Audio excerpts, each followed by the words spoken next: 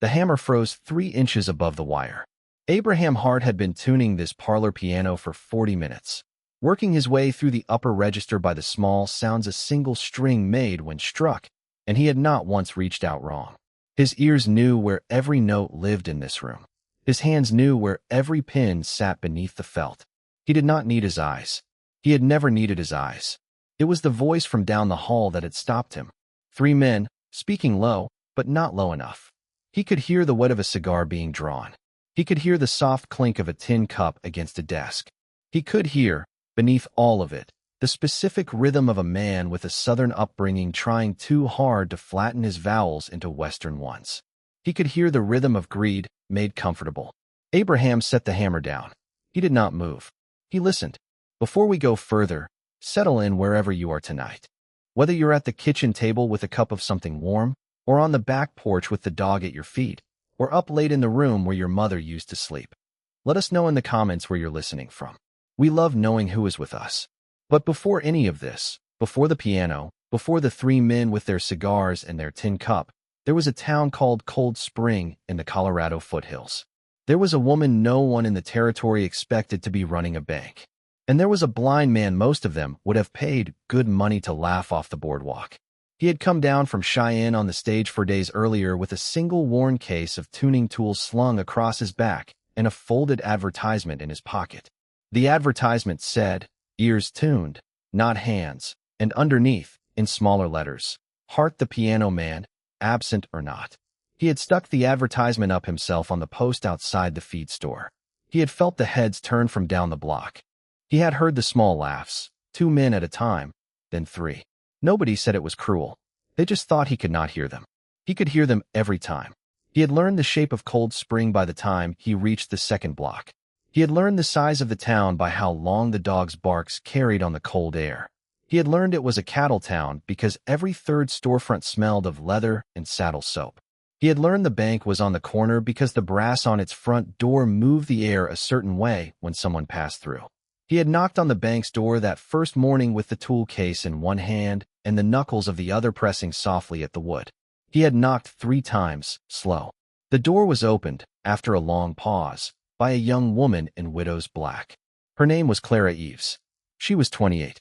Her husband, Thomas Eaves, had been killed 6 months earlier by a runaway horse on the road back from Pueblo. He had been the bank president. He had been the only person in town who understood the books.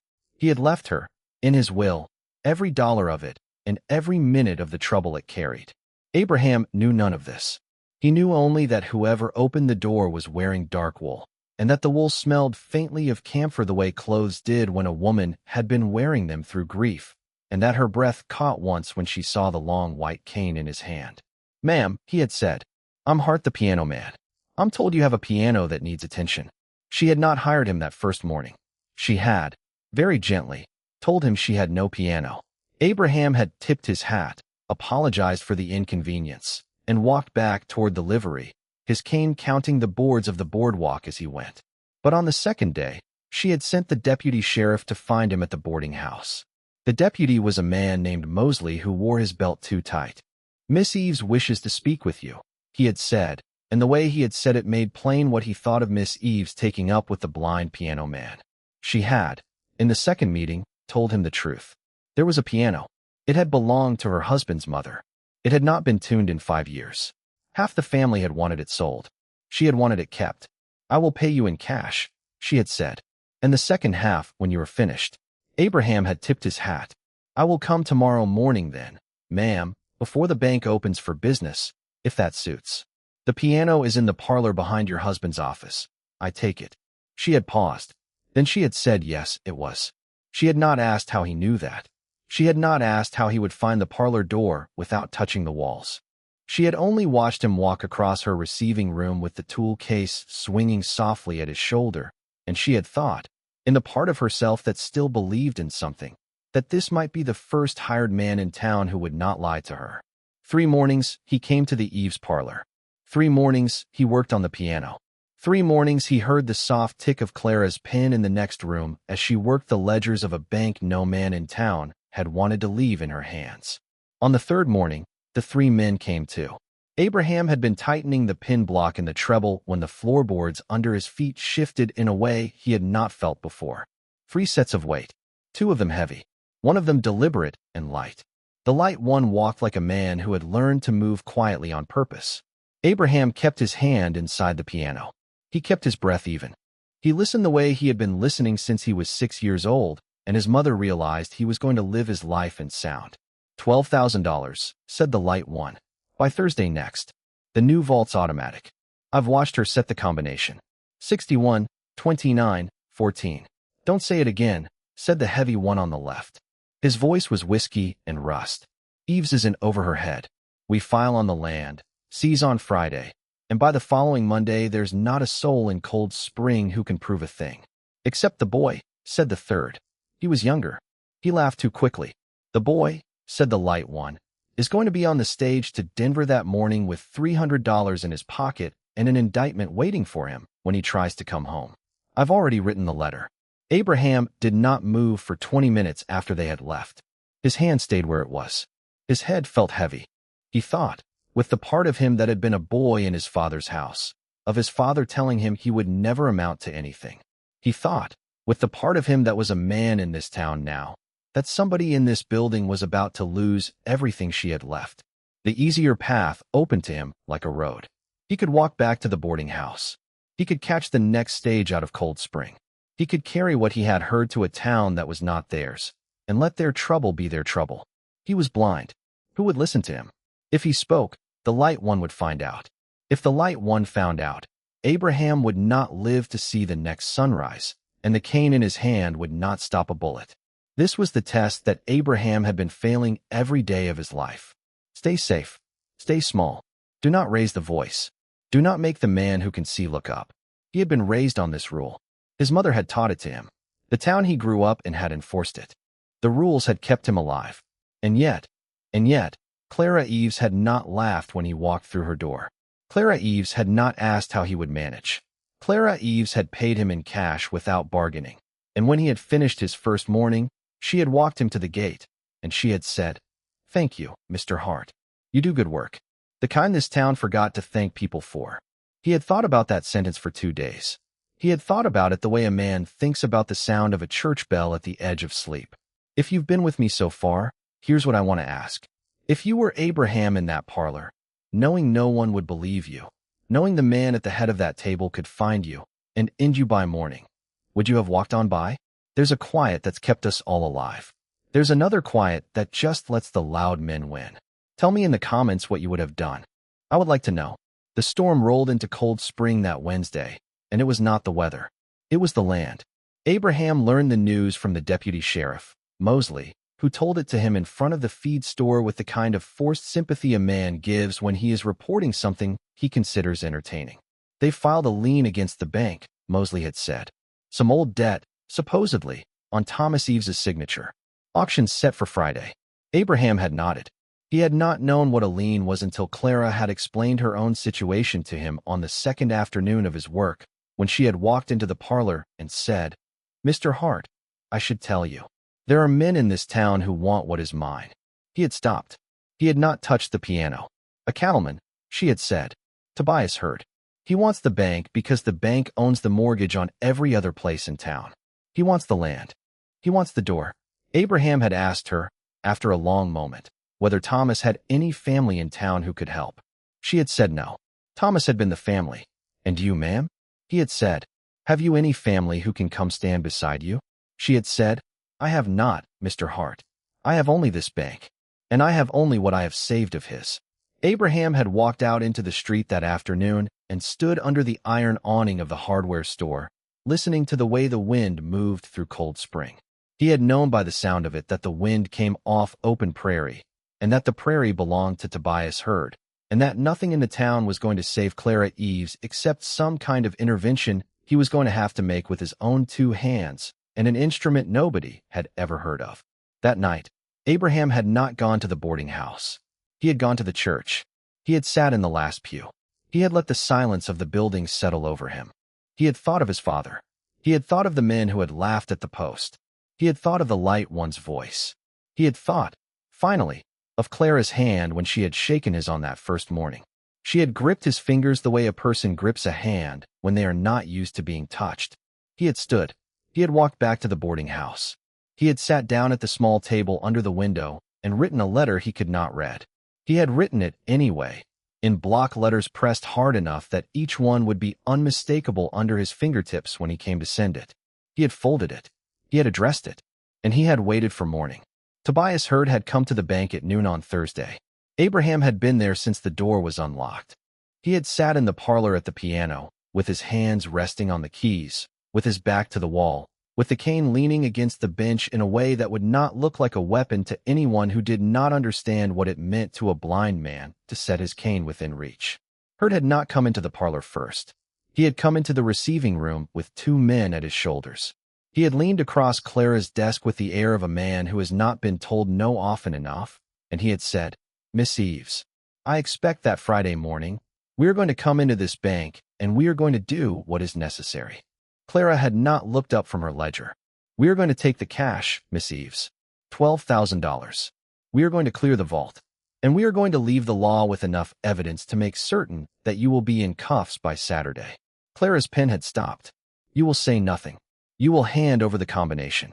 You will also sign over the mortgage book. And then you will leave this town in a dress that does not smell so much of your husband's blood." Abraham had heard every word. He had heard Clara's breath catch. He had heard the slight clink of the pen as her trembling hand touched against the metal cup. It was after Heard had gone that the small kindness happened. Abraham had not moved from the piano bench until he heard Heard's boots leave the building. Then he had stood. He had walked, in his careful way that no man in Cold Spring had ever seen him walk, across the parlor floor and through the door. "Miss Eaves," he had said, "may I sit with you a moment?" She had not answered. He had understood. He had pulled out a chair at her desk and sat down opposite her, and he had set his cane across his lap, and he had said, "I am going to tell you what I heard on Tuesday, and you are going to listen to me, because nobody else in this town can. And you are going to believe me, because the man who is going to try to take what is yours does not know I am a man who can hear him think." "I don't understand you, Mr. Hart," she had said. "You don't need to understand me," he had said. "You need to understand that I have been tuning your piano for 3 mornings, and that on the 3rd morning I heard 3 men in your husband's office describe in exact detail how they were going to rob you and frame a boy named Wallace Reeves for it. The boy was to be on the stage to Denver Thursday morning. The combination was 61, 29, 14, and they were going to file on your land Friday morning at the courthouse." Clara had set her pen down. She had been quiet for a long moment. "You were telling me, Mr. Hart, that you, in this building, could hear them planning to take from me everything I have left." "Yes, ma'am. Yes, I am." She had been quiet again. "And you have come to tell me now because—" Abraham had thought of his mother. He had thought of the post where he had stuck his advertisement. He had thought of the men who had laughed. He had thought of every quiet thing he had ever swallowed down into the small space behind his sternum that he had kept small to stay alive. He had never said any of it. He had never said it to anyone. "Because," he had said, "I have been a small thing my whole life, ma'am. And I have been small because it kept me breathing. But you paid me honestly for my work in a town where most men paid me in laughter. And I cannot keep being small about a thing like this. If this story is moving you, you are exactly who we wrote it for. A like is a small thing, but it is what tells a plain-spoken channel like ours to keep going. Subscribe if you want a new story every week. It's just a single button, and it's the only thing that keeps us at this." What Clara Eaves did on Thursday morning was the thing nobody in Cold Spring had expected of her, least of all Tobias Heard. She had the boy Wallace Reeves stopped from boarding the Denver stage. She had a wire sent to the territorial governor in Denver before noon. She had the combination to her vault changed by the lock man who had come down from Pueblo. And she had asked Abraham Hart to come to her parlor that evening, and she had said, "Mr. Hart, I am going to need you to hear from me what no one else in this building can hear. Can you do that?" "For you, ma'am," he had said. "I can try." What Clara asked him to do was simple, and it was impossible, and it was the thing only he could do. She asked him to keep listening. She asked him to come to the bank Thursday, Friday, and into Saturday, and to sit in the parlor with his ear close to the wall, and to be there when the men returned to do what they had always intended. And she had asked him, in the back office behind the locked door, to be the witness when the governor arrived on the night train. Hurt had come back Friday morning with his 2 men. He had walked into the parlor before he had come into the receiving room. He had done this because that was the kind of man he was, a man with the habit of testing the doors of any house he meant to enter. He had stood with his back to the wall and looked at the blind man at the piano, and he had laughed. "You," he had said, "you are the small surprise of my week, friend." Abraham had not moved. He had heard the shift of Hurt's weight. He had heard the leather creak of the holster.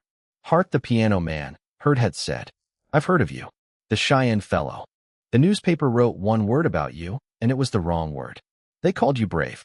They meant pitiful." Abraham had kept his hands on the keys. "You know what I think?" Hurt had said. "I think a blind man sitting at a piano is about as dangerous as a fence post.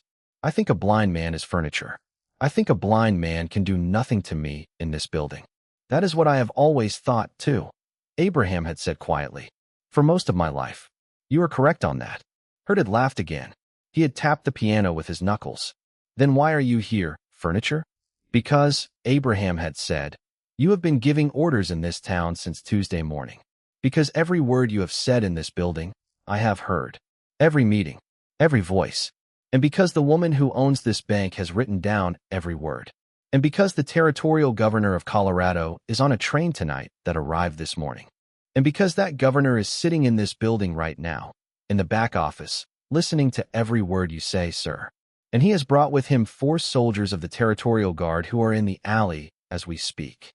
Hurt's weight had shifted onto his back foot. "That will not save you," Hurt had said. "It will not need to," Abraham had said. "You have already saved yourself. In this building, in the last 2 minutes. You have said, in the hearing of the territorial governor, that you are the man who came to take from Clara Eaves everything she had left. And she has heard you say it. And so has he." Hurt's hand had gone to his holster. He had not yet drawn. There was the moment, the longest of Abraham's life, when the only thing standing between Hurt's bullet and Abraham's body was the music of his own silence. And then there was the small click of a hammer cocking behind Hurt's ear. And then there was the voice of the territorial governor saying, "Tobias, put your hand down." The piano behind Abraham had been sounding a single low note, because he had not moved his foot from the pedal. That note would remain in the room after everyone had finally left. The trial had been held in Denver in October. Hurt's 2 men turned on him before the second week. The boy Wallace Reeves was never indicted.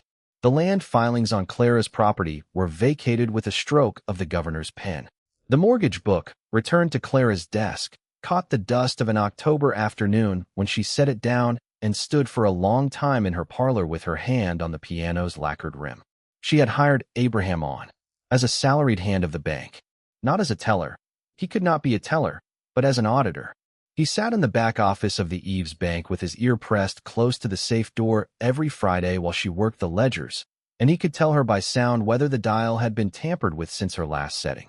He was, she had told every man who asked, the most valuable employee the Eaves Bank had ever had.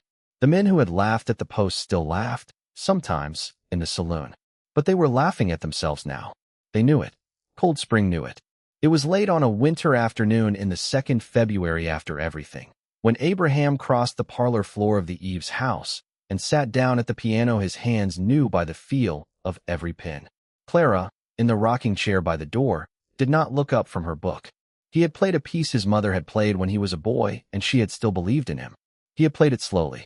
He had played it with the kind of attention a man pays when he knows the music is a kind of speaking.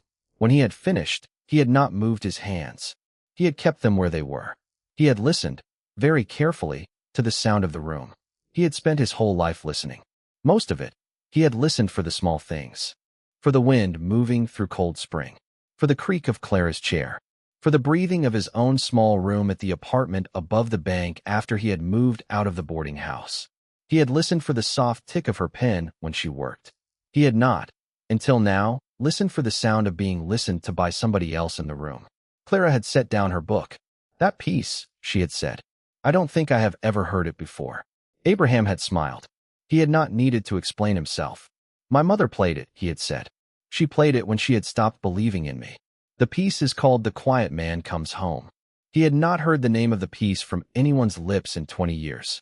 He had only the memory of a boy sitting under a piano, listening to his mother play a thing she could not have known she would have to let go of. Clara had set her hand on his shoulder. He had not turned. He had already known she was there. "Play it again," she had said. He had played it again. The last note of the piece went on ringing through the parlor of the Eaves house long after his hands had lifted from the keys.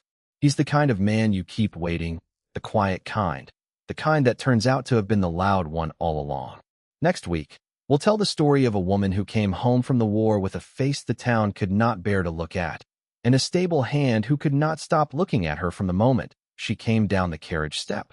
If you want to know what he saw, you will have to come back and find out. Be good to each other this week. We've earned it.